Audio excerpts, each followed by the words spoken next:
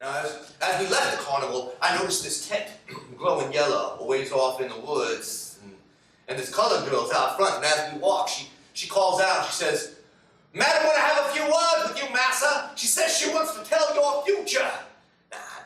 Now, it didn't look like this tent belonged to the rest of the carnival. It looked like maybe some local crone had set up camp to make a few bucks for folks going in and out. Now, Asia didn't want to have anything to do with it. She said, "Come on, Johnny, it's getting late. Let's get on home." But my curiosity was piqued. I had to get inside that tent. "How much?" I asked. And the colored girl says, "For you, it'd be free. Madam knows you're coming. She says she wants to have a look at your hand." And then she reaches down to open the tent flap to let us in, but then she stops Asia and she says, "Just the young massa." Well, I told Asia to wait, it would be okay, and I ducked inside that tent. I'll tell you, Eddie, it was the damnedest sight. Sitting at a table, underneath a lantern was an old woman.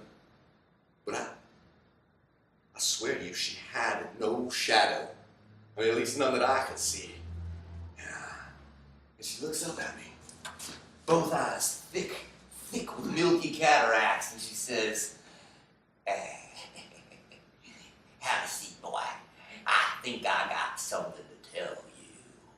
And then she grabs my hand in her wrinkled, gnarled fingers like knotty grapevines, and she starts to rub my palm really hard, like she's rubbing the skin off until my hand's all red and the lines on my palm stand out bright and dark. And then she leans down really close so that I can feel her breath on my hand.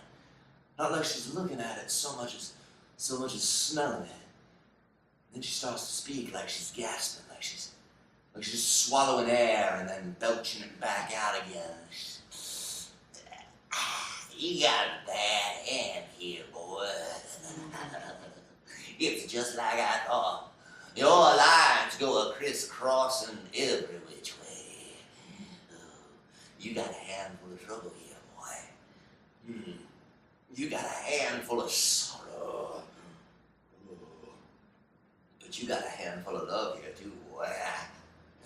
You're gonna be breaking hearts, and they mean nothing to you.